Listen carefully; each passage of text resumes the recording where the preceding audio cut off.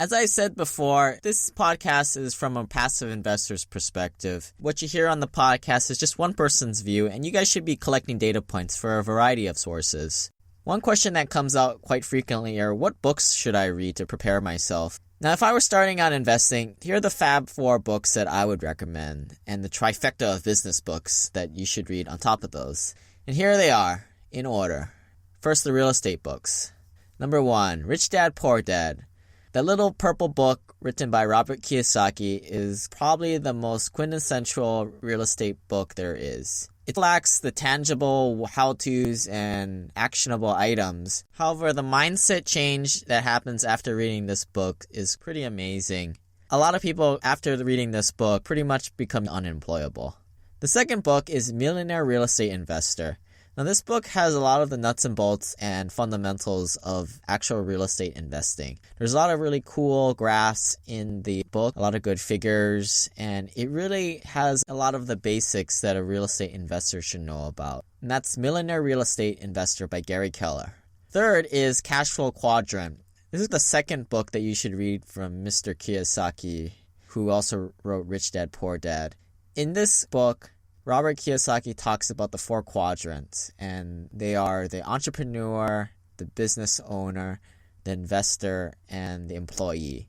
He talks about recognizing which quadrant you're in, and he urges us to get into the more entrepreneur quadrant, because those are the people who don't work for their money, but have big real estate empires that create cash flow for them. The fourth book is Equity Happens by Robert Helms and Russell Gray. These are the guys who run the Real Estate Guys podcast. The book is split up in 2 parts. The first part follows a protagonist newbie investor into the world of investing. And the second part really talks about a lot of very important fundamentals, such as the crossover point and some more macro investing principles. Unfortunately, this book is out of print and there's a lot of usury type prices out there. So it's out there, but I would wait till they re-release it here in the next few years, if they ever do. Onto the business books. First, The 4-Hour Workweek by Tim Ferriss is probably the most important business book out there for the new age business. Talks about outsourcing what you can and really spending your time on really what's most important to you and the whole lifestyle design. Second is The E-Myth by Michael Gerber. Michael talks about that there's 3 types of people in every business. You got the visionary at the top who just kind of acts as an executive. You got the manager in the middle, and you have the technician. Unfortunately, what happens a lot in any business is the business owner is either the technician, manager, or executive. Just like in real estate, where I've mentioned that we need to realize what we have, knowledge, money, or time. In business, you need to recognize which of the 3 levels you are and how you can play up to your strengths. Third is Think and Grow Rich, and this is probably the most popular self-help book out there. I'd recommend reading this again and again because it's a pretty thick book and there's a whole bunch of content in there. All the self-help gurus such as Tony Robbins and Jim Rohn regurgitate the ideas in this book.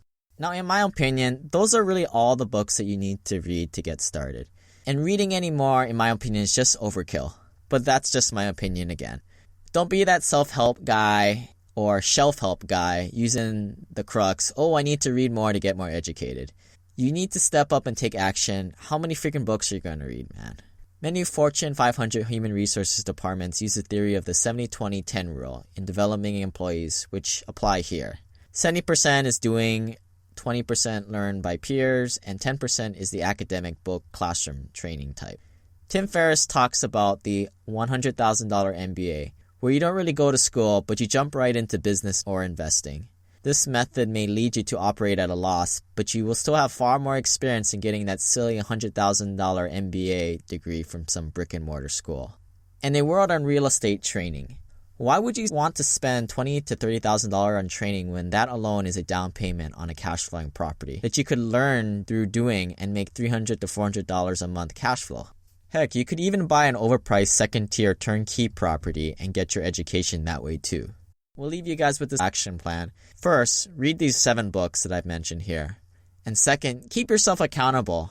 As Arnold says, stop being a whiny baby and do it. If you guys are interested in checking out the book list, go to simplepassivecashflow.com and check out my links there. If you guys want to support the site, please use the website affiliate links at no additional cost to you. I will earn a commission if you decide to purchase, which helps pays for the various costs of running this website. Thanks, bye!